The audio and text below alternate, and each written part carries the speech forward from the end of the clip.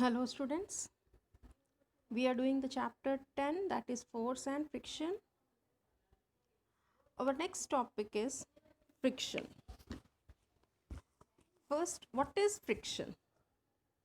The force which opposes the relative motion between the two surfaces. It is a force which opposes the motion between the two surfaces.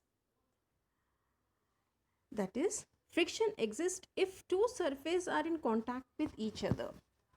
When two surfaces are in contact with each other, then the friction exists. It means that if two surfaces are in contact each other, the friction is a contact force. For example, while walking, we are walking on the surface. If we are walking on the surface, we are walking due to friction. If there is no friction, then we will slip on the surface.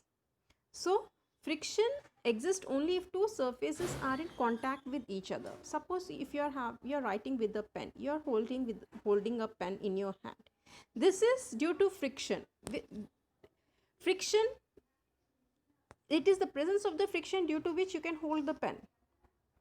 So, friction is a contact force. When two surfaces are smooth, see next, when two surfaces are smooth, the interlocking of the irregularities will be less and friction between the two surfaces will be less. Therefore, we can reduce the friction by making the surface smooth. See, I have told you that when the surfaces, when you are walking, this is due to friction. If there is a smooth surface, you cannot walk. That means friction is absent. You are holding a pen. If you are holding a pen, this is due to the friction. What happens, when you see the surface of your hand, there are irregularities, means there are ups and down. And if you see the surface of the pen, there are irregularities. When these both irregularities come together, they are locked with each other, due to which you can hold the things or you can walk on the surface. Suppose if the surface is smooth, then there is no interlocking of irregularities, means there will be no interlocking between the two irregularities, then friction between the two surfaces will be less, and this helps, this due to which the friction is not created. So when the surfaces are in contact with each other, the others with one another, the irregularities on both the surface get locked and produces an obstruction to the relative motion between them. So when two surfaces are not smooth, if they are rough surface, then what happen, there will be irregularities and these irregularities get locked with each other. So and produce the obstructions due to the relative motion between them. This is friction. Next, types of friction. There are two types of friction. One is static friction, another one is kinetic friction. Now, what is static friction? The friction acting between the surface in contact when there is no relative motion between them. So when the friction which is acting between the two surfaces, when there is no motion, no relative motion between them, that is called as static friction. Suppose if you are pushing a table, if you are pushing a bed or a table, what will happen? The bed or a table will not move. The friction acting between the table and the ground prevents the table from moving. This kind of friction is called as static friction, means the friction acting between the two surfaces in contact when there is no relative motion. Push a bed, then if the bed will not move, so what will happen? The friction acting between the table and the ground or a bed on the ground prevents the table from moving. This kind of friction is called as static friction. Next, maximum value of static friction between the two surfaces in contact with which one surface start moving over the other is called as limiting friction. Now see, try to push the bed. Now you will be applying more force. What will happen? Then the static friction will reach a maximum value. This, after reaching a maximum value between the two surfaces, then in contact beyond which one surface start moving. After that, what happened? When the static friction reaches the maximum value, after that, when you are applying the force, then your bed starts moving. Then this kind of friction is called as limiting friction, means the static friction has reached the maximum value. After that, what will happen? You will apply the force, the bed will start moving or table will start moving. That kind of friction is called as limiting friction. Next, Kinetic friction. The frictional force acting between the two surfaces when there is a relative motion between them. When there is a relative motion between them and the friction is acting between the two surfaces, that kind of friction is called as kinetic friction. That is, if a football is rolling on the ground or a ball is moving on a ground, it comes to the rest after some times. This kind of friction is called as kinetic friction. That is, this is due to a friction acting between the ball and the ground while the ball moves on the ground. So what this kind of friction, when that is a frictional force acting between the two surfaces when there is a relative motion. So kinetic friction can be divided into two types: sliding friction, rolling friction. Now, what is sliding friction? The friction acting between the surface when an object slides over the surface is called as a sliding friction. So, take a box and take a wooden plank. Just keep a box over it. What will happen? The box will slide over this. The friction acting between the box and the surface, that when a box slide over the surface, this kind of friction is called as sliding friction. Next, rolling friction.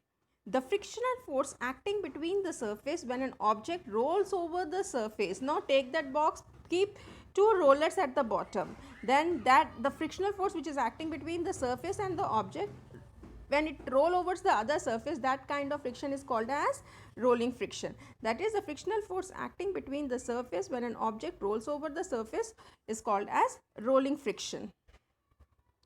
Advantages and disadvantages. When we walk on the surface, I have told you that we walk on the surface, that is due to the friction. The friction provided by the surface help us to walk. Suppose it is an icy road. Icy road is very smooth and cannot provide the sufficient friction to our feet. So it is difficult for us to walk on the icy road. Similarly, if you put oil on the surface, then what will happen? The friction will become less, and you will not be able to walk. So we require friction for walking.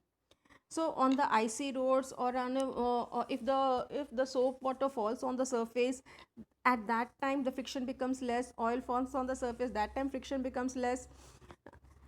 So we walk on the surface due to friction. We are able to hold the objects in our hand because of the friction between the skin of our palm and the object. Without friction, the object would slip out from our hands. So I have given the example before only, that you are holding the things with your hand. This is due to the friction. If there is no friction, then every object will slip out from your hand. So it is an advantage. Friction between the pulley and the motor and the belt helps to transfer the energy and the motor required. Okay, so friction between the pulley of the motor and the belt helps to transfer the energy from the motor to the required equipment. Similarly, when brakes are applied, friction between the brake pad and the brake disc help us to reduce the speed of the vehicle. This is also an advantage. Next, how to minimize the friction. Frictions can be reduced by making the surface smooth. How can you? I have told you that if the surface is smooth, there will be no friction. So what will happen? We can reduce the friction by making the surface smooth. Smoothing reduces the roughness of the surface and reduces the interlocking between the irregularities, thus decreasing the friction. So if you make the surface smooth, what happen? No irregularities, no interlocking, then the friction will be reduced. Some materials like grease, oil, when applied between the two surfaces, help the surface to slide easily one over another, thus minimizing the interlocking of the irregularities of the surface. This in turn reduces the friction between the surface. So what if you apply oil and grease? I have discussed before only that applying of oil or grease will help to become the surface smooth. If the surface is smooth, then what will happen? There will be no irregularities. If there will be no irregularities, no interlocking between the surfaces. If there is no interlocking, then then it becomes smooth and it will slip.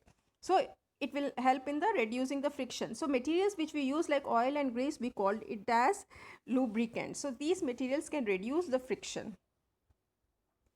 We know that rolling friction is less than sliding friction.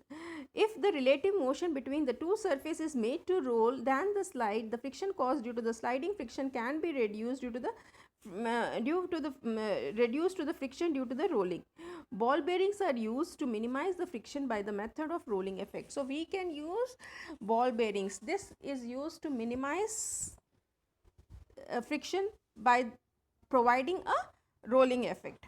Next, friction caused due to the air can reduce by making the object in the desired streamlined shape. So friction, air also produces friction, so it can be reduced by making the object in a streamlined shape. Like aeroplanes, they are made up of streamlined shape, ships are made up of streamlined shape.